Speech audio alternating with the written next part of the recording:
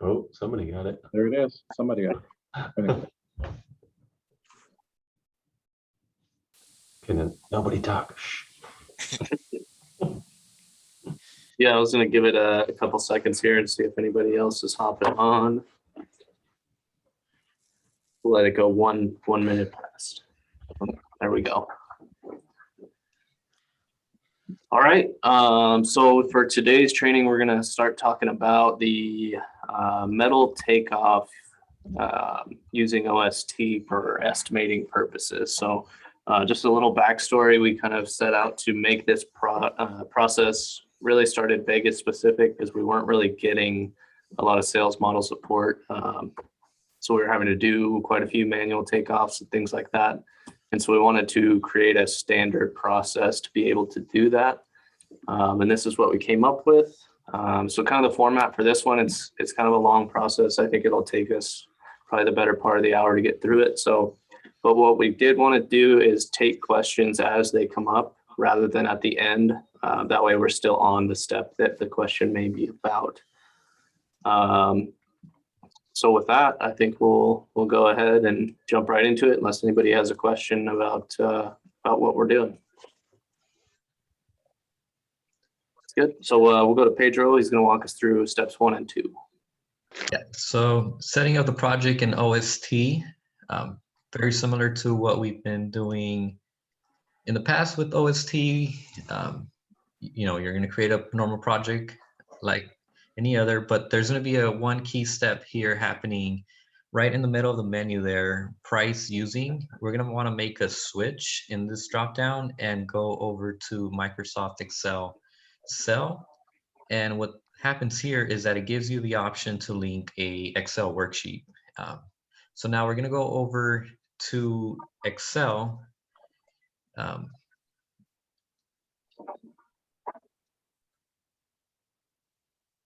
And we're going to open up a new template. And we have it in our normal WW sales templates folder. And the file here is SL Takeoff version 1.1. That's the latest that we have available right now. So basically, this is our previous Arcadia Rfq template, but we've made it better. So we're going to go and save it. Because there's a lot of tabs that we'll get into in a little bit, but we do want to save this to our takeoffs folder for the project that you're going to be working on. For now, we're just working off of our lean folder for this training, but you want to save this file. And now once you're back in OST, you're going to be able to hit the magnifying glass and look for that file that we recently saved and open it. Something to keep in mind is that you could do this process at any time. So if it's a job you were working in previously just to get your overall footages for all the other scope items, not specific to the metal takeoff side of it, you can come back to the cover sheet menu and make that adjustment as far as pricing it using the Excel file. It's just going to give you that option to export data to Excel sheet. You'll still have access to your normal takeoff tab within OST if you want to view it that way. But as far as exporting data to that takeoff sheet, that's the process there. And Jake's going to go into more detail in a little bit. As soon as OST responds, there we go. All right, so then once we've basically set our OST up how we normally would, and then the next step is going to be to make all of these conditions. I've done this process a few times and I've saved some style sets. I think we'll work on getting this exported to a database that everyone can sync to, but for now, since you guys haven't done this process, most likely you'll have to kind of start from scratch. But basically, you're going to bring your conditions in how you would, either with established ones, which would be what I'm going to do now. So if you have a saved style set, you can insert your style set. I already have A and B in here, so I'm going to grab my C. and bring that in. And again, so I've already done a lot of these and saved them. You probably have not. So the other way that you can do it is to create your conditions from scratch. So we'll do that for made up system D. So what we'll do here, I'm going to call this go D, and we're going to make the conditions for what the assembly will be. Since we're not taking off individual parts and pieces in OST, we're just taking off kind of the different assemblies. So we're going to make that B.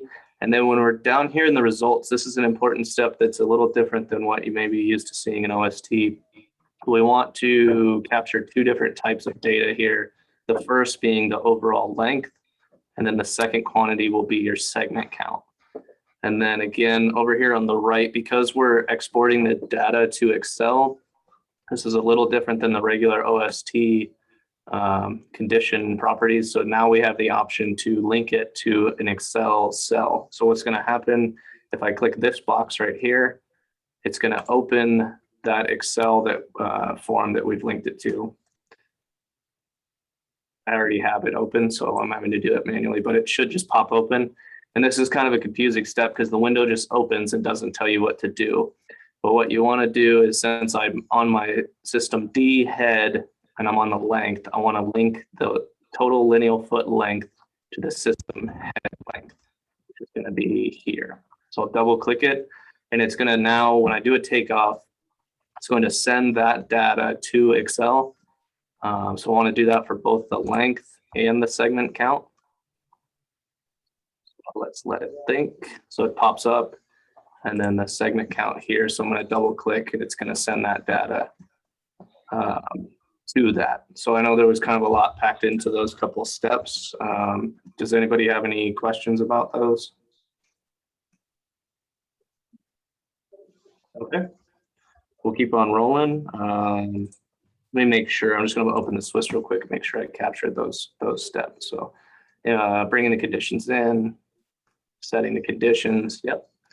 And then we'll give it back to Pedro here to walk us through the different types of takeoff that we can do. Right, so at this point, you would have all your conditions kind of listed out there on the left-hand side. And then it's just about going through your takeoff process. And for now, we're going to work on this opening here at the ground floor. It's a stick-built Arcadia system. Jake's starting with the head. And the important thing here is that you want to take these off as they're going to be cut in the shop, right, as pieces. So you'll notice that he's clicking between the verticals there. That way, we're going to have optimized data. And because if you were to go just from one end to the other, it's not going to give us the data that we're looking for, which is optimized counts. The optimization is happening in Excel, so it's not going to be as vibrant as something that's happening with our Axis program. But this is, again, the third option, right? If we don't have access to virtual design team and we want to get data a little bit better than just doing it from scratch, I think this is going to be our next best option, which is a pretty good option that we kind of worked out here with the team. Other key points here is that if we have verticals that are going to require different lengths, you can have different conditions for those. So if you notice Jake's conditions over on the left-hand side of his OST, he's got a jam at 18 foot. So 18-foot stock lengths for those, and jams that have 22-foot stock lengths. So this is sometimes useful when we have a curtain wall that has typical maybe 14-foot verticals in between, but the ground floor, the top floor requires much bigger verticals. If you don't do that, it's going to throw your optimization off, and it's going to tell you that you need to run everything at a bigger length with a lot of waste. And obviously, we don't want to do that. If you have SRTs and sill tracks, you can do those realistically. So not going in between the verticals. Maybe you can run those as 15-foot lengths or what have you there.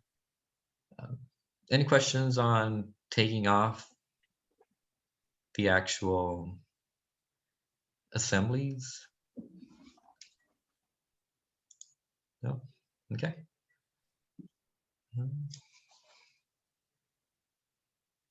So right now we showed you guys how to do the takeoff on a manual fashion, right? One at a time. But let's say we did have a curtain wall where we can use typical groups within OST. You can do that. So this becomes very efficient if you have a big curtain wall project. Obviously, the one we have on the screen, there's not a ton of it, right? It's something you can do by hand manually. But assuming this was a big, tall building, we're going to show you guys kind of how that looks. So you'll notice Jake right now is taking off one unit, and he's doing the left-hand side of that vertical. So he's got a vertical assembly. So both the male and the female are going to be in that vertical assembly. So that's why he's leaving the right vertical out of this unit. And he's also going to be having his stack joint. So the head of the unit is going to have both what we would call the male stack and the female stack for the unit up above. It's just keeping in mind what's going to be in your assemblies as you move forward into Excel.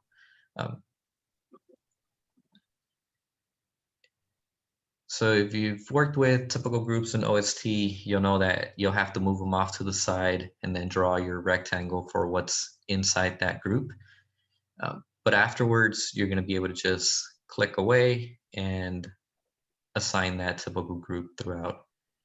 And we apologize for the little Zoom lag. It doesn't let us work as efficiently.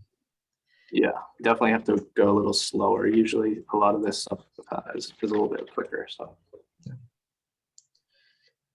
Any questions or ideas or anything? I have a question. Yeah. So for those typical groups, say you designate something, like you just designated that unit, and you need to add something like a horizontal or a back pan or something, can you just update the group and it updates everywhere? It should, yeah. Cool. Yeah.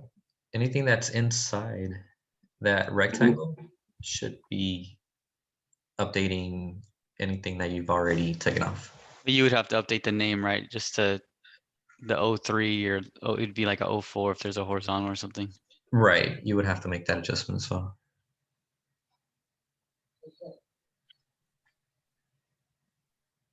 So I've made already a bunch of the other typical groups for this wall just to make it a little quicker. So I'm just going to go through and do some of these, see if I can get the middle there.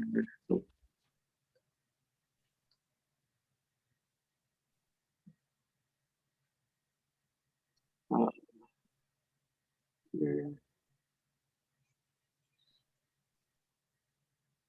Yeah, so for this wall, go ahead, Victor. No, go I was gonna say for this wall, it's not really for me a typical group. I don't know if I'd do it. It's not really big enough to justify it, but definitely on bigger buildings, the typical groups are going to start to help you out quite a bit. So I don't know if that's what you were going for, Pedro, but no, I was just gonna fill a little bit of the quietness with everything that you see right here as far as the metal side. If you're familiar with the Takeoff program, a lot of this would be kind of like a tagline, where later on in the Excel side of it is kind of our database where we'll fill in what parts and pieces go into these different assemblies. perfect. Yeah. So just for the purpose of doing a little quicker training, I've already done the rest of the job. So we're looking at more real data as we move forward. So you can see all of the elevations. We'll put a bigger one here. All these elevations already have all these takeoffs done. So the next step, now we're pretty much done in OST. The next thing we want to do is to refresh this worksheet, which is going to export all the data to the Excel. There's a couple different ways you can do it. If you go up top to the bid, you can click on the refresh worksheet, or you can just press F9 at any time, and it will update the worksheet if you're into shortcuts. So We'll click that. And then we're going to kind of start exploring what this data starts to look like in Excel now. So with that, we'll back to Pedro real quick here for the stock link stuff. Yeah, so this is our Excel RFQ template that we saved at the beginning. And the RFQ cover sheet, which is the first tab, nothing really changed here. Before it was labeled as an Arcadia RFQ, but we took out the Arcadia component of it and just made it very open to any buyout RFQ, or if you're using this just for the stock length takeoff purpose. So with that, we'll just go back into the stock length takeoff tab. And this is where all the data that's exported from OST is coming. So it's coming into columns D and E. So the total lengths go into column D, and then the segment counts are going into column E. And then it's giving you a flag if there's something that's you're not getting a good optimization. So that check count in red font is just letting us know that, hey, here, based on our stock length size, it looks like we might need some adjustment. So I'll let Jake now continue on from here. Yeah, so there's a couple different things to look at on this page right off the bat. This top part here for the standard stock length size, this is going to fill all of the data for everything. It'll use, the program is just using 24 foot as a starting point. Definitely with other vendors, you know, you may need to check what their capabilities are, but we know kind of our general rules of thumb for when we're extruding our own metal, what we can do. So that's the first thing you want to check is, you know, if you know the whole job is going to run on a goofy stock length, then you can change it there. Otherwise, over here in column H is the stock length size that's related to that specific assembly.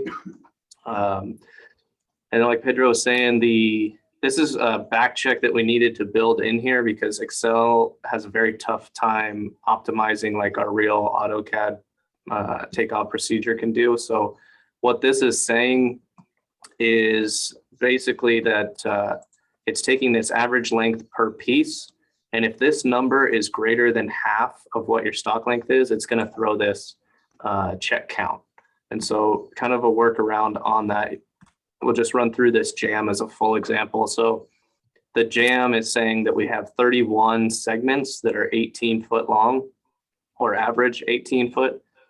And kind of looking at the job, I know that most of my jams are actually 18 foot and it's saying I need 31 of them. So we can see over here, my takeoff's only giving me 27. So that's why it's telling us, hey, we need to check this out. And the reason that it's doing that is because the basic Excel formula is assuming that we get 100% yield of our 24 foot stock length. And we know with 18 footers, that's not true. So what I would do on this one, just knowing that, again, I have 31 that are about 18 foot. If I just knock this down to a 20 foot stock length, now you can see it's still figuring 100% yield, but we have some built-in overage that's now getting us to 32 stock lengths. So we would be covered for that specific part. And then going down to the jam, we're having the same problem. Most of our units are 18 or 19 foot tall. So it's averaging at 17, but if I knock that down to, let's do this one at 18, we can get away with that. So now you can see on these parts that we have more of, the overage is helping you a lot more. So again, this is not perfect. It's not as perfect as it may be with other takeoff programs or methods, but this is kind of like Pedro was saying, it's an option and it's the third option. So using kind of a combination of the average length per piece and this check count manually is a good way to kind of get pretty close. So I'm going to knock these ones out down here as well. The jam, we knew that one was going to be 22 foot, so I'll put that in there.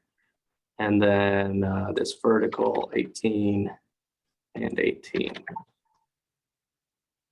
So that should take care of those ones. And then what else did we have on there? One thing that I just want to bring up to the group is that we're kind of rolling this into the PDCA cycle, and that's probably the thing that I'm most excited to get improved on this is adding some kind of optimization feature. So we know that's what is lacking, and we're hoping to kind of get that as we move forward. Other than that, we'll give it back to Pedro, I think. Quick question, sorry. Back to that other page, if you would. That gasket count seems a little high, 50,000 feet of gasket. I'm just wondering if maybe something's not right there. Yeah, so that's a good point, Ian. The gasket is it's there. It could probably, it's not going to work all of the time. It's again something that we were trying to include early on, and we have some of the data that would be required, but we really don't have enough for it to be the main focus of this. So it is giving you some gasket information, but it's assuming a lot of things. So yeah, so for now, probably just don't use that. Yeah, there's Just wanted- ways that you can modify this data to work for you, but it's kind of a heightened level of this form, if you will. Just wanted to check because it seemed a little off. I think that's a decimal though. Might be 51 rows. Or is it a decimal or a period? I'm just looking at the linear feet in general. Oh, It's total giving you length. 50,000, over 50,000 feet of gasket. I wonder if that was something from a previous template that we just never tuned up. Yeah, without wasting too much time on it, I just wanted to point it out. No, and It's- you brought it up at a good point because we do have it as something to follow up on the PDCA process. It's all the miscellaneous and like shear blocks, gaskets, obviously the gaskets here that we're talking about. Because we haven't focused our total 100% efforts onto these. It was more about the metal. Yep.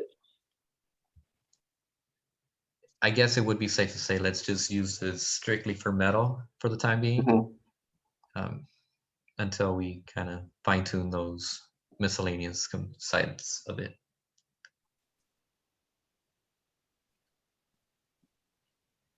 Cool. And then we'll go back, Pedro, if we can walk through getting the parts for the assemblies.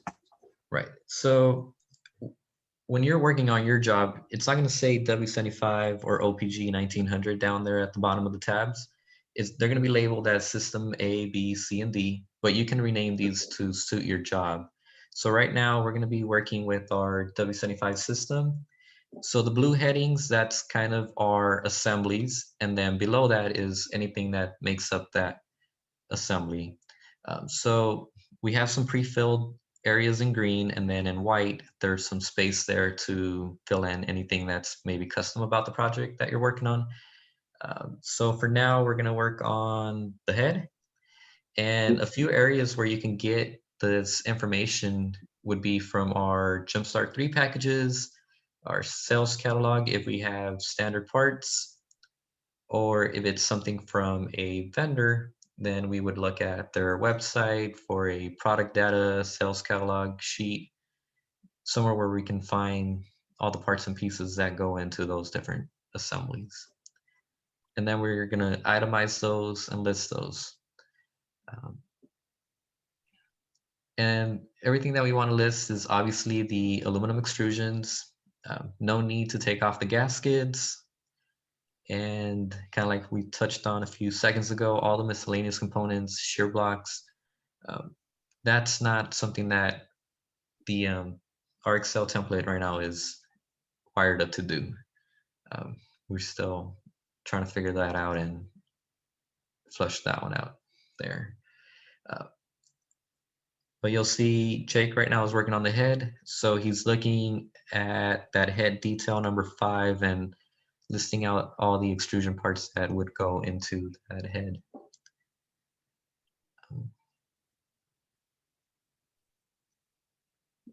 And then we got an Arcadia one too. I think I need to do a horizontal on that one. So Yep.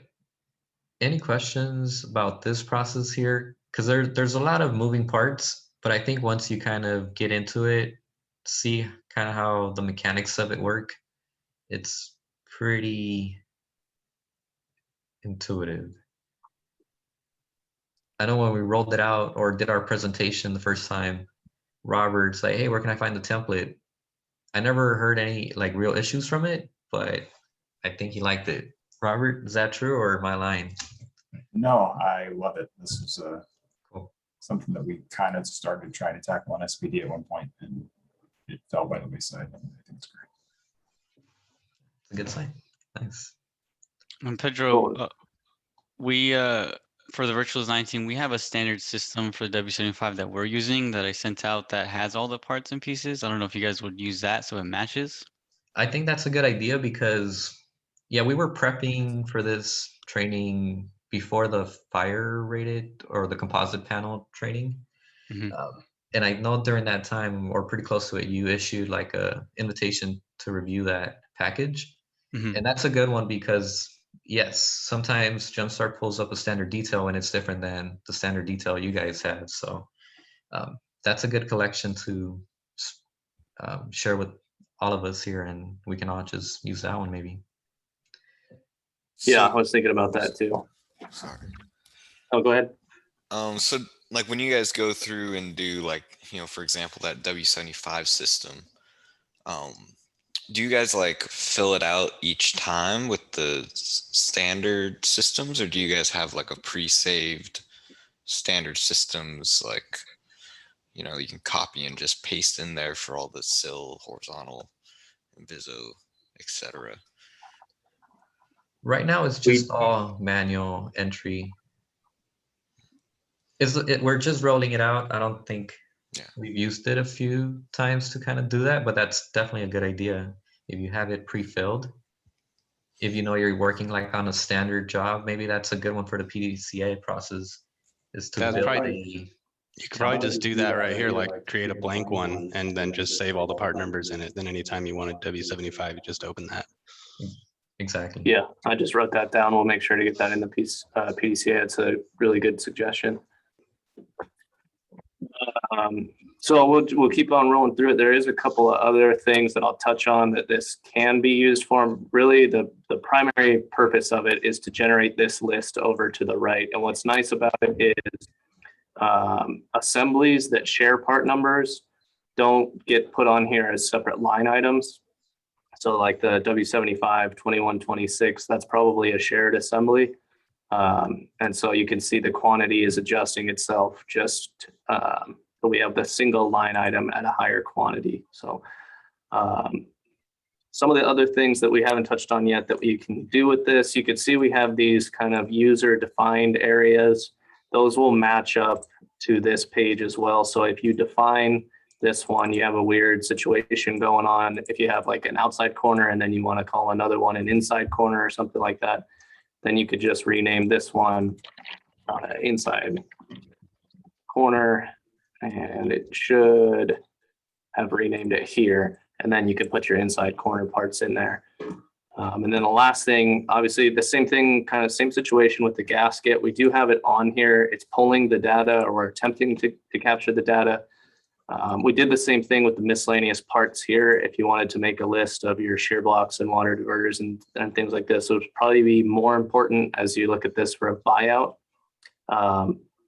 So this is here. It's not doing anything with the data. It's kind of relying on you to input it. But, so moving forward, we have our system summary now. So let's say a W75, we want to put this straight into our estimate.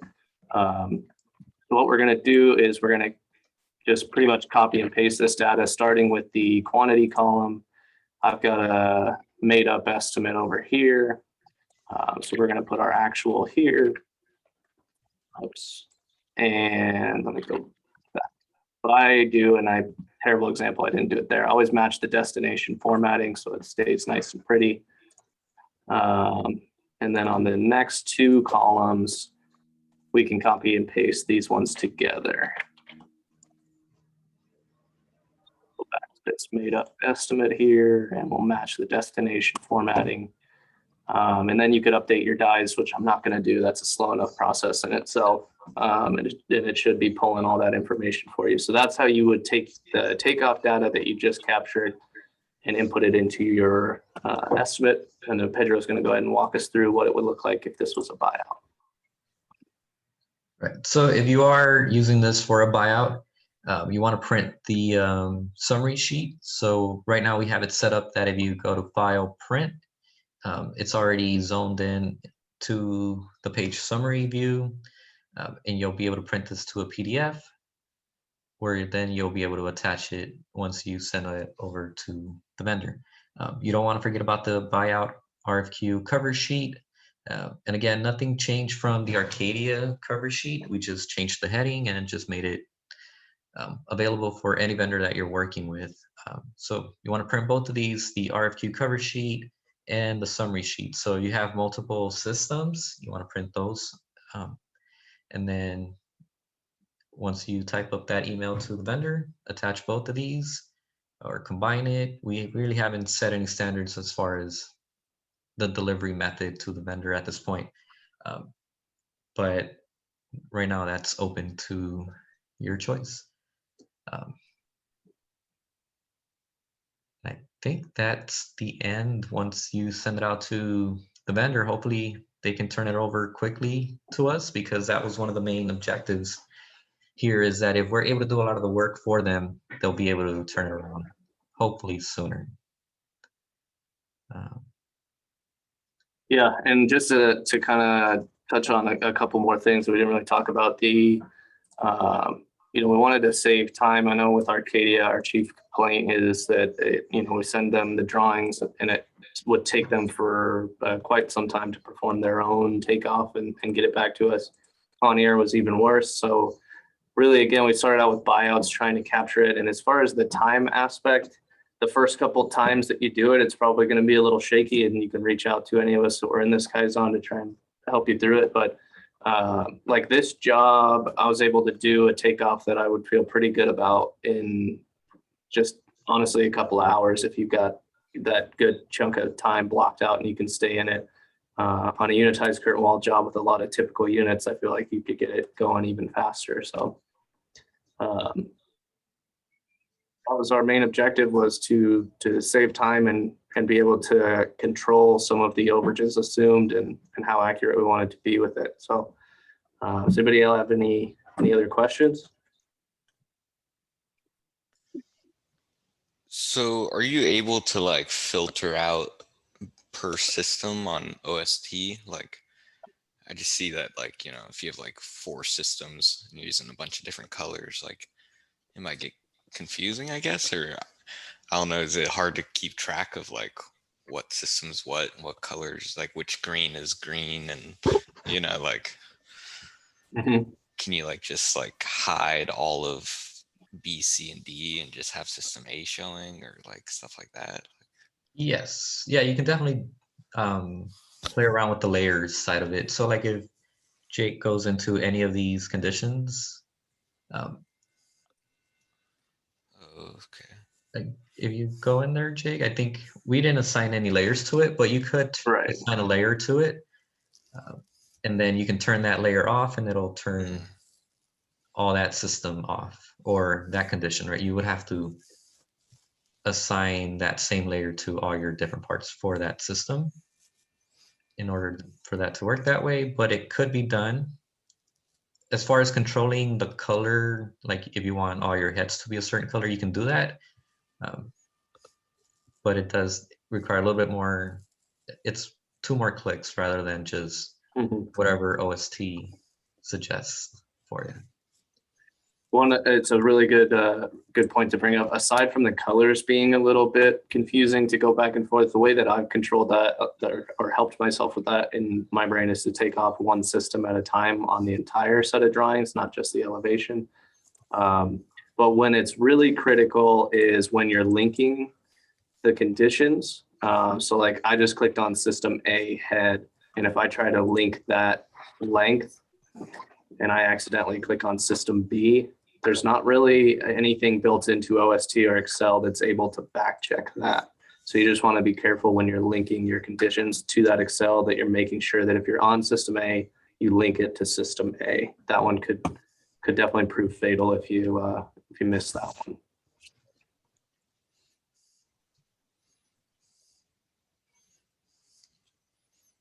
And then while we're kind of on the subject of still being an OST, I know we talked about it a little bit, but all of the data, if you prefer raw data for whatever reason and you want to do your optimization calculations on your own, all of this is still available in its regular form in the worksheet tab. If you choose or wanted for whatever reason not to use the Excel, I would suggest it.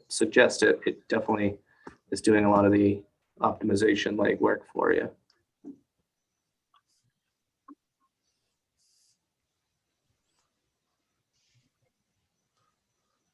Cool. Anything else? Any other comments or suggestions or anything like that?